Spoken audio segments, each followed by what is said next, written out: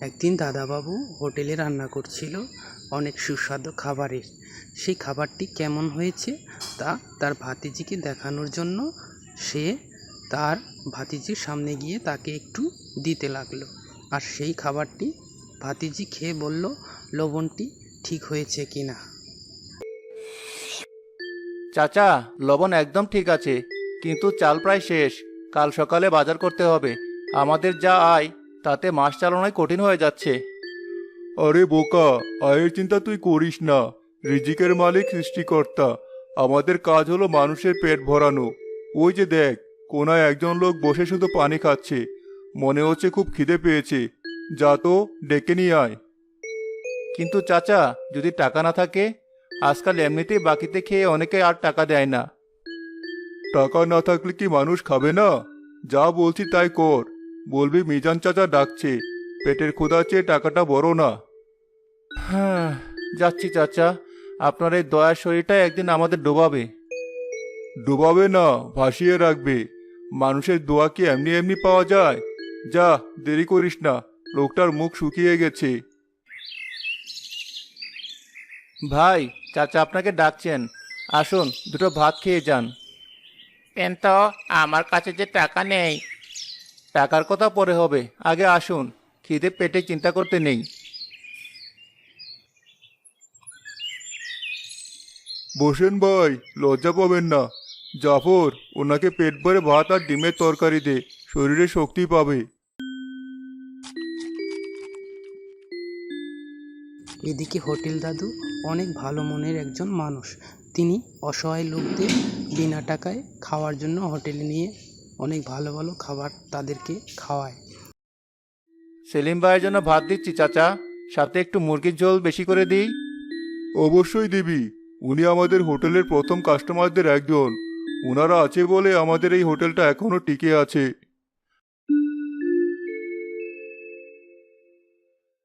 এদিকে আরও একজন লোক এসে হোটেলে খাওয়ার পর সে তাদের খাওয়ার অনেক প্রশংসা করলো। অন্যদিকে একটি বাক্স রয়েছে, সেখানে দেখা যাচ্ছে সততার একটি বাক্স রয়েছে। তো সেই বাক্সর বিষয়ে সেই লোকটি হোটেল দাদুর কাছে সমস্ত কিছু জানতে চাইলো। তাই তো আমার হোটেলের ভরসা, সততার বাক্স। যার যা সামর্থ্য সে তাই দিয়ে যায়। আমি কখনো খুলে দেখি না কে কত দিল। বিশ্বাসটাই আসল। আপনার মতো মানুষ হয় না ভাই। সৃষ্টিকর্তা আপনার ব্যবসায় আরো বরকত দেখ। ভাই, আপনার খাওয়া হয়েছে? আর একটু ভাত নেবেন? না ভাই, পেট ভরে গেছে। সৃষ্টিকর্তা আপনার ভালো করুক। আমি জীবনেও আপনার এই ঋণ শোধ করতে পারবো না। আরে, এটা কোনো ঋণ নয়। এটা মানুষের জন্য মানুষের ভালোবাসা। টাকা পয়সা হলে দিবেন, না দিলেও কোনো আফসোস নেই। শুধু দোয়া করুন। এদিকে প্রতিদিন সততার বাক্সের টাকাগুলো জমিয়ে তারা প্রতিদিনের খাবার তারা তৈরি করে। এদিকে তাদের পরের দিনের ঘটনা।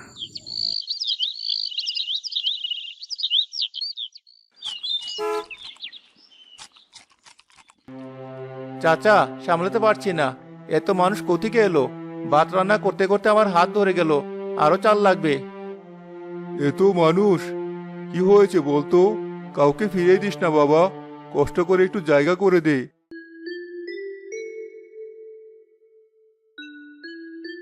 আসসালামু আলাইকুম মিজান আঙ্কেল।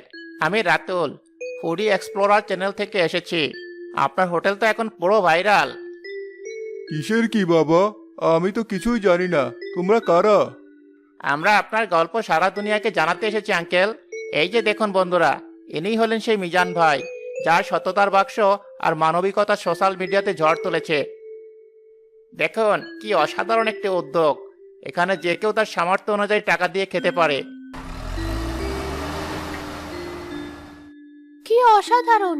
আঙ্কেল, একটা সেলফি প্লিজ, আমি ফেসবুকে পোস্ট করব। আগে কিছু খেয়ে নাও মা। তোমরা এত দূর থেকে এসেছো। চাচা, এরা খেতে আসেনি। এরা ছবি তুলতে আর ভিডিও বানাতে এসেছে। দেখুন, খাওয়ার চেয়ে মোবাইলের দিকে নজর বেশি। আঙ্কেল, আপনার এই সততার বাক্সের আইডিয়াটা কিভাবে মাথায় এলো? একটু যদি আমাদের দর্শকদের বলতেন। বলার মতো কিছু না বাবা। গরিব মানুষ যেন দুই বেলা পেট ভরে খেতে পারে, এটুকুই আমার চাওয়া। এখন আমাকে একটু কাজ করতে দাও, অনেক মানুষ লাইনে দাঁড়িয়ে আছে। আপনারা দেখতেই পাচ্ছেন মানুষের উপচে পড়া ভিড়। মিজান ভাইয়ের এই মহান উদ্যোগে সাড়া দিয়ে সবাই চলে এসেছে। আমিও আপনাদের সবাইকে বলবো, আপনারাও আসুন, তার পাশে দাঁড়ান। মিজান ভাই, একটু ভাত পাওয়া যাবে? সকাল থেকে কিছু খাইনি। এই যে চাচা, লাইন দেখতে পান না? আমরা সেই কখন থেকে দাঁড়িয়ে আছি, মাঝখান দিয়ে ঢুকে যাচ্ছেন কেন? উনি এই হোটেলে পুরনো কাস্টমার, ওনাকে আগে জায়গাটা দিন। পুরনো হোক বা নতুন, নিয়ম তো সবার জন্য এক। ভাইরাল জায়গাতে খেতে হলে একটু অপেক্ষা তো করতেই হবে। বাবা, আপনারা রাগ করবেন না, সেলিম ভাই অসুস্থ মানুষ। জাফর, সেলিম ভাইকে কোনোভাবে বসিয়ে দে। বাহ, অসাধারণ! পুরনো কাস্টমারদের প্রতিও কি দারুণ ভালোবাসা। এটাই হলো আসল আন্তরিকতা। চাচা, আপনার কেমন লাগছে এই হোটেলে খেয়ে? বাবা, আমার সামনে থেকে এটা সরাও, আমি শান্তিতে দুটো ভাত খেতে চাই। বাবা, দয়া করে ওনাকে বিরক্ত করো না, ওনারা এসব পছন্দ করেন না। চাচা, তরকারি শেষ, চুলো যা আছে তাতে আর 10 জনকেও দেওয়া যাবে না।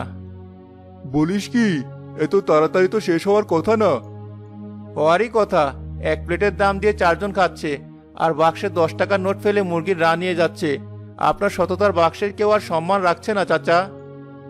এইভাবে ধীরে ধীরে তাদের হোটেলের অবস্থা অনেক খারাপ হতে লাগলো। তারা কোনো কিছুই আর বুঝতেছিল না তারা কি করবে এখন। তারপরের দিন দেখা গেল যে হোটেলের সততার ব্যাংকের অবস্থা। চাচা, দেখেছেন বাক্সে আজ কত টাকা উঠেছে?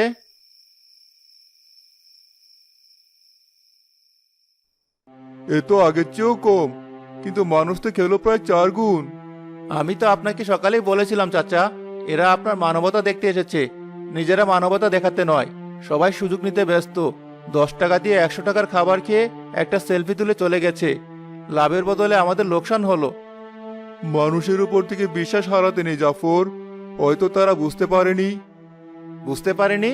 ওই যে ইউটিউবার ছেলেটা, সে আপনার হোটেলের লোকেশন অনলাইনে দিয়ে দিয়েছে। কাল থেকে দেখবেন আরো কত নাটক শুরু হয়। আমাদের পুরনো কাস্টমারও তো আজ ঠিকমতো খেতেই পারলো না। সেলিম চাচা অর্ধেক খেয়ে উঠে চলে গেলেন, বলেন এই ভিড়ের মধ্যে তার দম বন্ধ লাগে। আমারও দম বন্ধ লাগছে জাফর।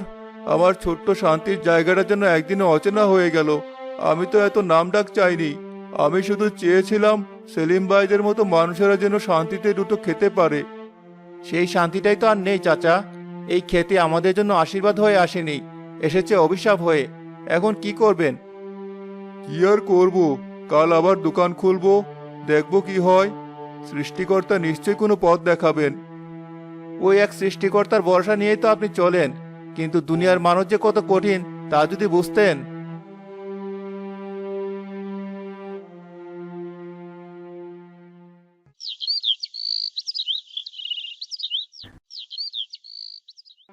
হোটেলের অবস্থা আরো খারাপ। ভিড় আছে কিন্তু বিশৃঙ্খলা চরমে।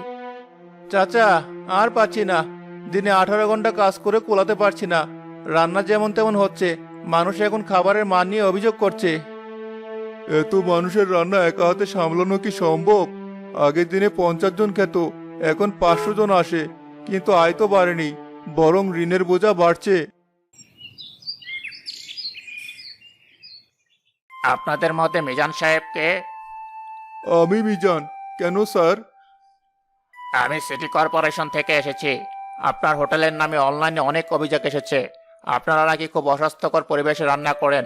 আপনাদের হোটেলের লাইসেন্স কোথায়? লাইসেন্স? আমি তো গরিব মানুষ স্যার, 20 বছর ধরে এভাবেই চালাচ্ছি, কোনোদিনও তো।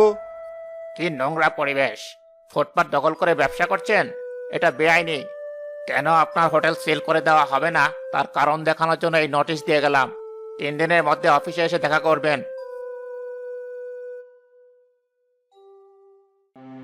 আমি জানতাম এটাই হবে। আপনাকে বলেছিলাম না চাচা, এই প্রচার আমাদের সর্বনাশ ডেকে আনবে। এখন কি হবে? লাইসেন্স করতে তো অনেক টাকা লাগবে। সৃষ্টিকর্তাই ভালো জানেন কি হবে। একদিকে মানুষের অভিযোগ, আরেকদিকে সরকারি চাপ, আমি কোথায় যাব? এই যে ভাই, মুরগির ঝোলে লবণ বেশি কেন? আর ভাতগুলো কেমন শক্ত। ভাইরাল হয়েছে বলে যা খুশি তাই খাওয়াবেন নাকি?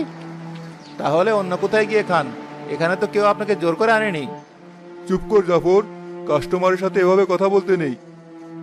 ভাই, মাফ করে দেবেন, ভিড়ের কারণে হয়তো একটু ভুল হয়ে গেছে।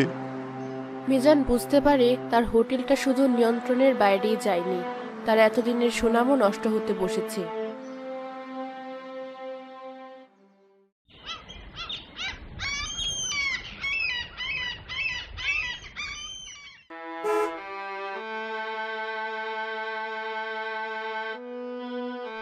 চাচা দেখেছেন, ভাইরাল হওয়ার মজাটা শেষ। যারা ছবি তুলতে এসেছিল তারা এখন আর আসে না, তারা নতুন ভাইরাল জায়গা খুঁজে নিয়েছে। হ্যাঁ, দেখতে পাচ্ছি। আগুনের মতো জ্বলে উঠেছিল, আবার ছাইয়ের মতো নিভে যাচ্ছে। কিন্তু যাওয়ার আগে আমাদের সবকিছু পুড়িয়ে দিয়ে গেছে। আমাদের পুরনো কাস্টমাররা আর আসে না, তারা এই হট্টগোলের মধ্যে নিজেদের বেমানান মনে করে, আর নতুনরাও খাবারের মান নিয়ে বদনাম করে চলে গেছে। আবার সবচেয়ে বড় কষ্ট কি জানিস জাফর? মানুষ আমার উদ্দেশ্যটাই বুঝতে পারলো না। তারা আমার সততার বাক্সটাকে একটা ছাড়ের অফার ভেবে নিল। আমার মানবিকতাকে তারা তাদের বিনোদনের মাধ্যম বানালো। ইউটিউবার রাতুল আবার আসে, তবে এবার ক্যামেরা ছাড়া। মিজান আঙ্কেল কেমন আছেন? শুনলাম আপনার হোটেলে নাকি কি সব সমস্যা চলছে, সিটি কর্পোরেশনের থেকে লোক এসেছিল।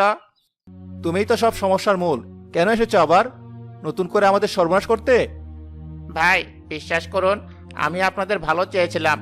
আমি ভেবেছিলাম প্রচার হলে আপনাদের সাহায্য হবে, মানুষ আপনাদেরকে অনুদান দেবে। বাবা, আমাদের অনুদান লাগবে না, আমাদের শান্তিটা ফিরিয়ে দাও। তোমার ক্যামেরার আলো আমাদের চোখটা জ্বলছে দিয়েছে, আমরা এখন আর পথ দেখতে পাচ্ছি না। তোমার প্রচার আমাদের আশীর্বাদ দেয়নি, আমাদের স্বপ্নটাকে সবার সামনে সস্তা বানিয়ে দিয়েছে। আমি সত্যি অনেক দুঃখিত আঙ্কেল, আমি বুঝতে পারিনি এর ফল এতটা খারাপ হতে পারে। যাও বাবা, নিজের কাজ করো, আমাদেরকে আমাদের মতো থাকতে দাও। আমাদের ভাঙা স্বপ্ন নিয়ে আমরাই না হয় পড়ে থাকবো।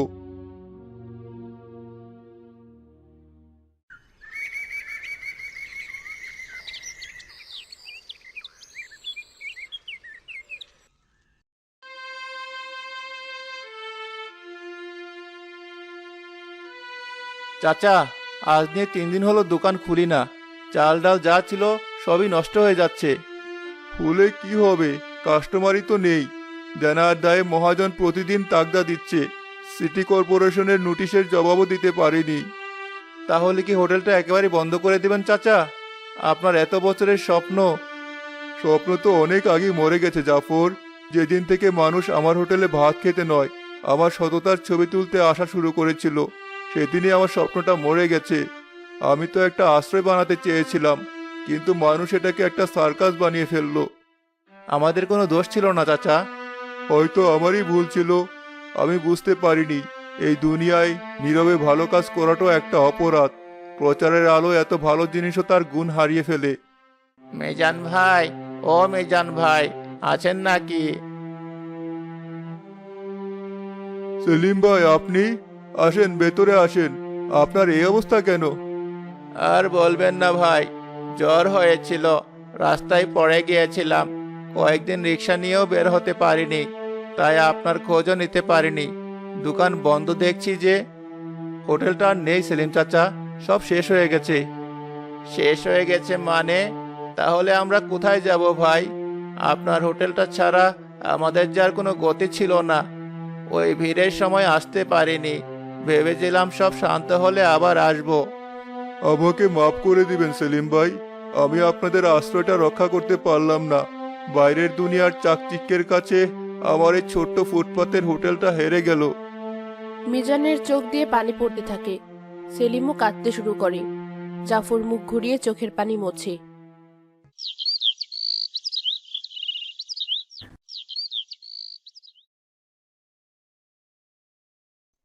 এখন উপায় কি হবে ভাই? আমি জানি না সেলিম ভাই, মাথায় কিছুই কাজ করছে না। এতগুলো বছরের সাধনা এভাবে ধুলোয় মিশে যাবে ভাবতেও পারিনি। চাচা, আমার মাথায় একটা বুদ্ধি এসেছে, যদি আপনি রাজি হন। বল, কি বুদ্ধি? হোটেলটা তো বন্ধ হয়েই গেল, কিন্তু আপনার রান্না তো বন্ধ হয়নি। আমাদের তো আর ক্যামেরার ভয় নেই, ভাইরাল হওয়ারও ভয় নেই।